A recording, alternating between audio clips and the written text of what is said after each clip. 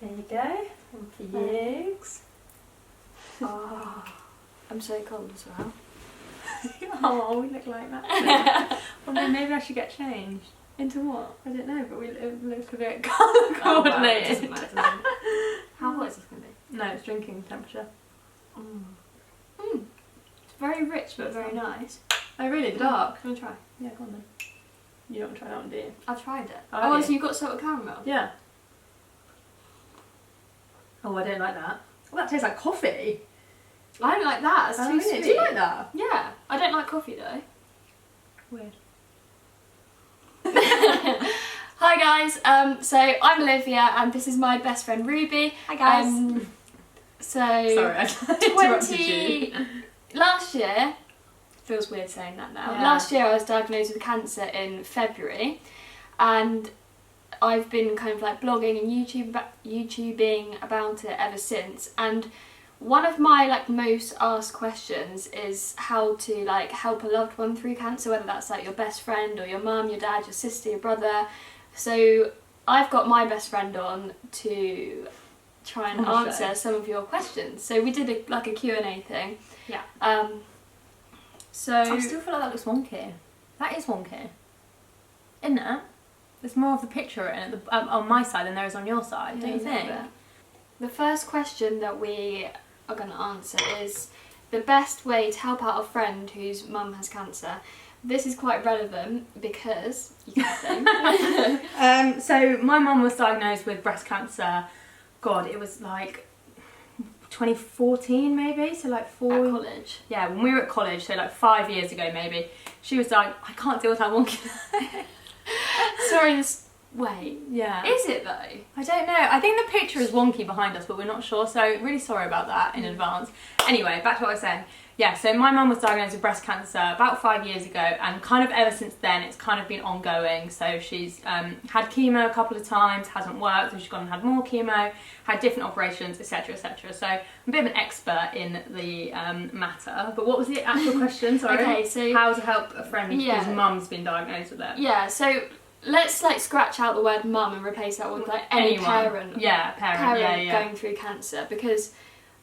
And somebody actually did message me saying that their dad's got cancer, but he doesn't want to seem like he's, what's the word? Like this thing with having a parent who is diagnosed with cancer, and I think that's something that like you need to understand before you can help someone, is that parents are meant to look after you, and it's really hard when the child actually ends up looking after the parent. I think that's exactly what this girl's saying. So she said, there we go, it was there.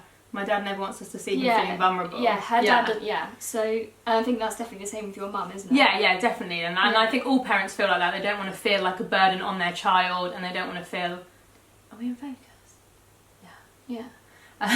Sorry. It's difficult for them to accept help from their own child. Yeah, definitely. And I think as a child it's really hard to see your mum really, really ill when you know that like normally they're looking after you when you're ill. So even I remember when my mum was ill, there was a time when I was really poorly with like a chest infection or something, and I just felt really sad that like my mum couldn't look after me. It was pneumonia. Oh yeah, no, yeah, I had pneumonia. Yeah, exactly. And my mum had to leave me in the hospital because she couldn't look after me. Anyway, long story.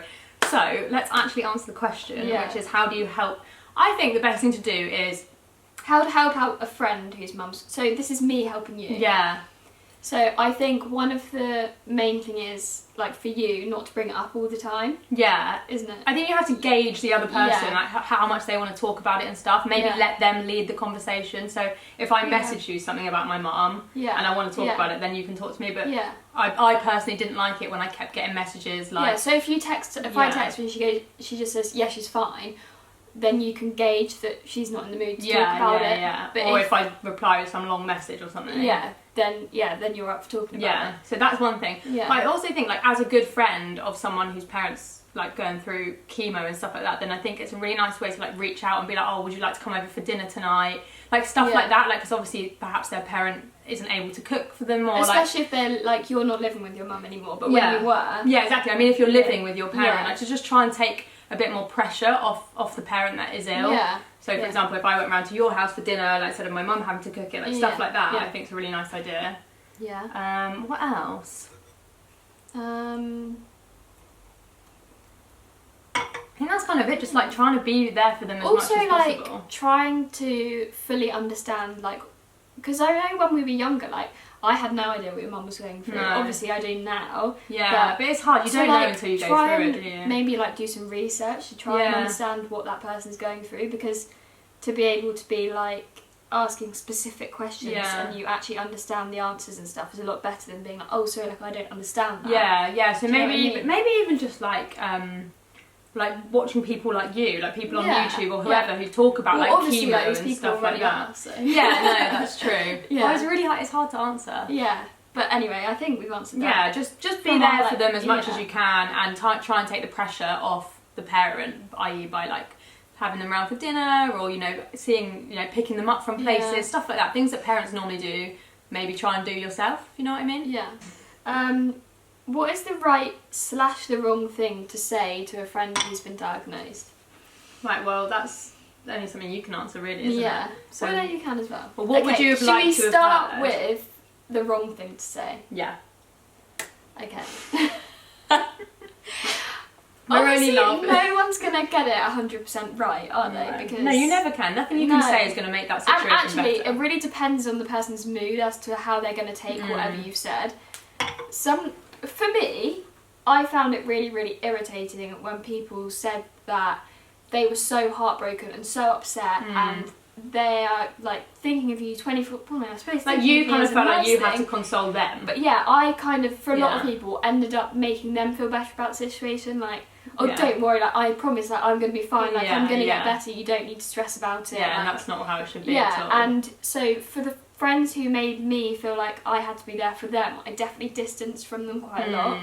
Because you don't need that pressure. You're already going through loads, you don't need to also help someone else out with your situation. You want someone else to be there for you, so, like, I think you just have to be, like, literally as positive as you can, like you're reassuring. Yeah, you're going to be fine. Like this is going to change you forever. Blah blah blah. Like there's like so many positive things and also I remember one of the things that you said that like I was like, oh my god, like actually I'm gonna be fine. You were like, you do realise that you're going to be able to still do all the normal things. Yeah. And I was like, oh but I think that was because like when you're just diagnosed, you're like, shit, like my whole life is about to change, and like your head is just like all everywhere. You were just like being really realistic, like it's gonna be fine, and you're still gonna be like you and still do normal things. Definitely. And like I think that comes from me having experience and watching my mum go through it. But I do think just reassuring your friend that they can still, go shopping and have fun with you and do all the normal it's stuff. Like all that, like I was like thinking into the future, thinking I'm gonna be in hospital, then in bed until the next time in hospital, and it's just not like that. Yeah, so I think just being really positive. Yeah, positive, realistic, and not like having to console. Yeah. Do you know what am I saying? No, I get what you mean. Yeah. So to sum up, I'd say the right things to say are just be positive. Positive and realistic. Like, and don't be like, oh my god, I'm heartbroken, I'm so upset. And me have to be like, oh, don't worry, I'm going to be fine. Don't be upset. It should be the other way around. Yeah, and I would say a lot of people said they were like a bit worried about like constantly messaging their friend or something like that, and I would say like just ask if you feel like you're annoying them, like say to them like, I really really care about you and I really want to know how you are, but let me know if like I'm being a bit much or these messages are annoying, because sometimes you want to forget about it for a day, and then when you get a message from someone like, how are you today, you just think, oh, for God's sake, like, do you know what I mean? Like, you just want to forget sometimes, so just try and gauge that from your friend's response. I do think people are conscious of that. Somebody did ask me that. They said, hang on, I'll get the question up, shall I? So we can answer it directly. My best friend lives in Newcastle and her boyfriend has been diagnosed with cancer. I keep texting her to check up on them both, but I don't want to keep the conversation on cancer in case she wants to change the topic, as I'm sure she's getting a lot of people and don't want to keep making her think about it, but also don't want to come across insensitive. So I just think you just need to be forward and say. I think that's a dilemma that a lot of people struggle with.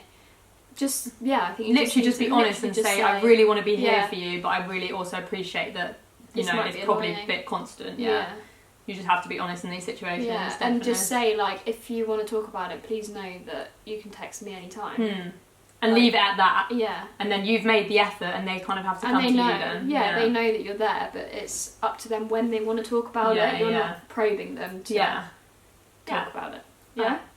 Next question. Okay. Have you got any hot chocolate? You finished it? I'm not saying. It's a bit cold now, actually. Is it? Been banging on, haven't you? It's very chocolatey, that. Told you. Did Olivia's diagnosis affect how you see life? Yeah, I actually think it's hard for me because my mum's diagnosis affected it first, but then you probably like reinforced that. If you know what I mean. So when my mum was diagnosed, I suddenly had this like kind of like an epiphany where I was like, oh my god, like I'm never going to moan about anything in my life again. And it kind of just puts your life into perspective. Yeah, but also it could be worse than this. So I think exactly. That's another thing that we've both realised. So. But I do think, I definitely do think, especially because it happened to you so young and like it was so unexpected with you. Do you know? Obviously it was unexpected with my mum, but you know a lot of people in like sort of our parents' age do get breast cancer. Whereas with you it was so unexpected, so shocking that I think it really did like.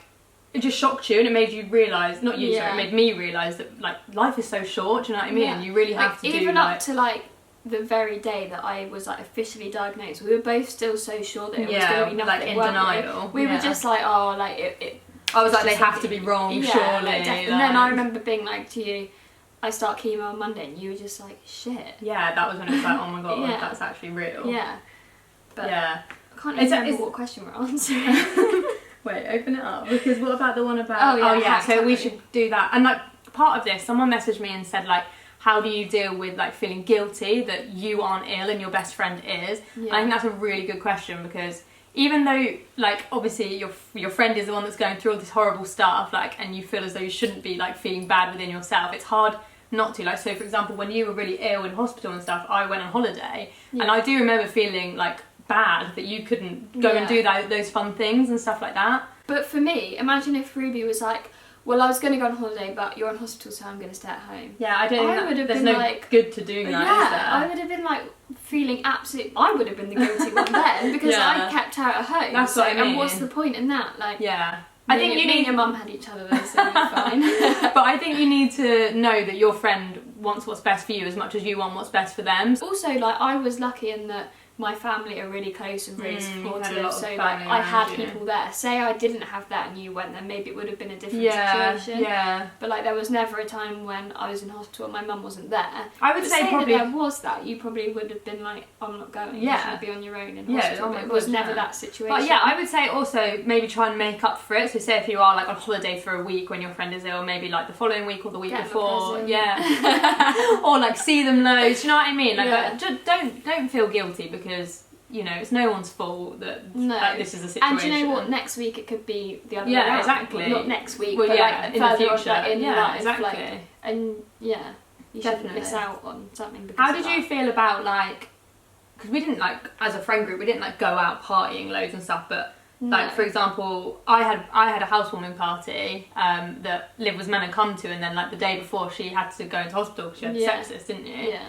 And obviously you really missed out on that, and I remember at the time feeling so guilty that you couldn't come and stuff like that. And like, how did you feel Ruby about that? had a barbecue, and she quickly got in the car with all the barbecue food and brought it into my hospital room. I was like, I feel so bad, because she felt bad that I couldn't be there. But she was like, this whole she was like, I'm bringing the barbecue to you. You literally brought like pasta, coleslaw, burgers, sausages, chicken, like puddings. Like, it was a good spread. It was. But how, I mean, like when you saw like, because then obviously there was like Snapchats and stuff put up of the party, like how did you feel about that? Did you feel annoyed at us or not? No, not at all. But also like, it's not like your fault, and say you'd cancelled the party because I couldn't come, really then I would have, that's when I would have felt really guilty and really sad, and like I've ruined everyone else's fun because of me. But just when it's just you who's missing out, I think you just become quite like selfless, and you don't really think about and that. also I think you think, you know, there's bigger issues in life right now. Yeah, there is. Like I felt so ill that I was like, I don't even want to be there. Yeah, you don't even care. Offense, I didn't want to be there, so. And I think that's a good thing with the whole perspective thing. It does make you realise, you know what, it's one night. Like it's, you know, it's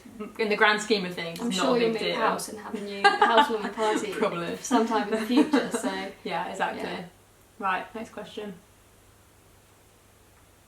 What can you physically do? What can you physically do to help somebody going through cancer? So there's quite a lot of like things that people did for me, but I think practical things is the most important. Like, as nice as it is to receive like a bunch of flowers and like that cheers you up and stuff, the most important thing is to do stuff like I think the most like helpful thing that I found people did for me is driving me around. I was gonna say dropping you to hospital appointments or whatever. Yeah. And like if your mum couldn't be there, coming to chemo. Say we did something together, you would like drive to my house, pick me up, take me out, and take me home again, and like just.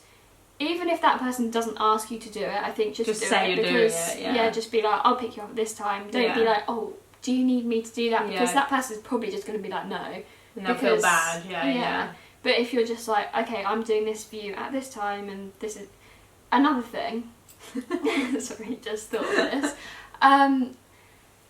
Like when you're like going for like a day out or something with a friend who's ill, don't be like, oh, are you tired and like do you want to go home now, or do you not feel well? Don't baby them. Yeah, don't baby them, but just kind of like know in your head that they're not as strong as they were before. So like a day out, like if like for your birthday and stuff, we went out, but we didn't like walk around the shops for hours and hours like we would have normally done. We went for like an hour, and then like we tailor your activities make it, but don't be like, but don't baby. Just assume, just know in your head that that's what you need to do, not like ask, because that person, like I would probably keep going till I was blue in the face and not say like, oh, I'm feeling quite faint or something like that. You would. I feel like I remember we went shopping once, and then I think we were getting into the car, and you were like, "Oh my god!" And I was like, "Oh god, I've really tired you out," and then I didn't realise. Yeah, but like, it's important to just know and not have, because I would never say it. I would never be like, "Oh, I really want to go home now," because I would just be like, "Oh, I don't mind, like, as long as like, if you want to go along with it." Yeah, just be aware, definitely. Yeah. So like just before I started chemo, I think it was like 2 days or the day before actually. Ruby dropped round like this box. It was like a what did you call it? Paper chase, wasn't it? Oh wait, I'm sorry. I thought you meant where's the box from. I don't care about where the box is from. Big traveller. No, what did you call the box? Like a survival kit. Care package. Yeah, like sort of or a thing. chemo survival kit. And that was really good. That's a really nice thing to do for a friend. But we were saying like, I think I'll make a separate video or blog post or something about that, because it will take quite a lot of time to like explain everything that's needed in there. But a lot of people do ask me advice on what to put in, so I'll definitely do that. Yeah, I think that's a really good idea. Okay, so this person's messaged me to say that, well, basically to ask whether there was ever a time when I felt I just needed space and I didn't want to be around my friends. Yeah, that's a good question, because I definitely didn't want to be around my friends all the time. And I think if you've got a friend who's being distant with you, just read that they do need some space. Yeah, definitely. Maybe just say like, I feel like you're being really distant, but I really want to be there for you. Yeah, like, but I appreciate that you need your space. Yeah, so like maybe just let me know when I can come and see you. Or I think you said the thing about being with your friends, which I thought was like really like made me realise how horrible it is sometimes say we'd be in a big group and we'd be chatting away and we'd be talking about our hair or something like that, and then you would like stuff that you couldn't do. I don't have hair. I'm not at work, and like I'm not. But as a friend group, you don't realise you're doing it. You just sit and chat. And that's why sometimes you didn't like to be in a group. Just sat there in silence, and then I would go home and just feel like absolute rubbish, because I almost deflated by the situation, and I felt really selfish because we can't just sit there and talk about me all the time. No, but at the same time, I didn't relate to anyone else, so I couldn't join in on the other conversations. So you said you quite like doing stuff with individual people rather than in groups. I love to do stuff with like individual people, because then it was like they would ask me some questions about me. It'd be more like it would be like more on like the same level, so rather than having to listen in on what everyone else was getting up to and getting upset and feeling left out over the fact that you couldn't do it. So yeah, actually, I really didn't like hanging around like big groups of people at all. No, and that's totally understandable. I think, and that's maybe just something to be aware of. Like, if you're inviting your friend out, you know, in big groups, and they keep saying no, then that might be why. Yeah. And then maybe just take the time to just like go to the side and be like, look, do you just want to hang out? Us two will go. Yeah. You know, I'll come round. We'll watch a film together. Like stuff like that you know your friend can do. Yeah. But yeah, I think also like hanging around in big groups just made me miss my hair so much. I know it's just a little thing, but I would like sit there and look at all my friends and be like, how come they've got like, how unfair is it that they've still got their hair and I haven't? Yeah. And I know that's just like a tiny thing, but that did always make me feel that way when yeah. I also think that's just another little note, is to try and be really tactful when you're like with your friend. Like obviously I'm not saying like don't not say what you want to say, but for example, don't bang on about how much you hate your hair if your friend, if your friend's lost all her hair. What was that really funny thing that you said to me once about like There was something that you said, you told me to do something with my hair and I was just like, I haven't got any. What did I say? And you were just like, fuck. What was the thing is, I feel like that's okay because you laugh about it. Like, we can laugh about it. But what was that? I don't remember. I do kind of remember that situation. I just like tie it up or something. I don't know. I also think one thing that people should be aware of that maybe a lot of people don't know, if you don't know someone who's been through chemo, is they can't. When you're going through chemo, your immune system is so low that you shouldn't really be in really busy places. Yeah. So try to suggest places that either are really empty, or try going to someone's house or something like that. Do you know what I mean? Rather than being like, oh, let's all go out to this really busy bar or restaurant, because that's not going to be a good situation for you. I did do that, and you shouldn't have. and I did get ill quite a lot because of it, but my mindset was that I'd rather have fun and then have a shit time. Don't you remember, I feel like someone said to you, oh, just get on a train down to come see me, and like they didn't realise you can't just get on a train when you're having chemo. No, but that's another thing of like doing a bit of research. Just learn, so definitely. You don't make slip-ups like that. Yeah, just know, like, especially if someone's having a treatment, what are the side effects, what can't they do, and you can find that really easily online. Yeah, you can. Yeah. Or just ask them. Yeah, just I'm say, sure they'd be happy to explain, definitely. like, They'd probably you'd probably quite like to explain, wouldn't you? Yeah, to be fair. It'd be nice for somebody to actually say to me, like, so like, what are the side effects, how are you going to be, because it's like knowing how much they care to be interested enough to be like, oh, so like, how are you going to be feeling for the next few days, like for example, everyone around... Sorry, the memory card died. We're back. Not died, got full, ran out, whatever. What I was saying was, everyone around me knew that on a Thursday after chemo I was going to be feeling really, really ill. So I would always get texts from like everyone who knew that, being like so either sending me like love hearts, or like, I hope this Thursday's like not as bad as the last Thursday, or like just little messages. Then it felt really nice that people had remembered that on that Thursday I was going to be like kind of really knowing bad. like your friends' kind of like schedule and how they were going to feel. Yeah, because I made like a notebook of what days I was, like a little diary of how the side effects went, so like what I had on each day, and I think I like told quite a few people like what I was on each day, if that makes sense. But yeah, that is the end of our little video. I think we've answered everything. Yeah. We have rambled a bit, but if you have any other questions, I was going to say put it in the comments box, and we could always do like a part 2. Yeah, we could do a part 2, because I feel like we've got some quite good answers for you here. Yeah. Well, hopefully. So if you enjoyed this video, then make sure to give it a thumbs up and subscribe to my channel, and follow us both on Instagram. We'll put them both below in the description box. So we've also got a friendship Q&A, like non-cancer related, going up on Ruby's channel just now, so if you're interested in that, we'll also link that below. Cool. Yeah. Okay. Bye. Bye. We both went. Bye.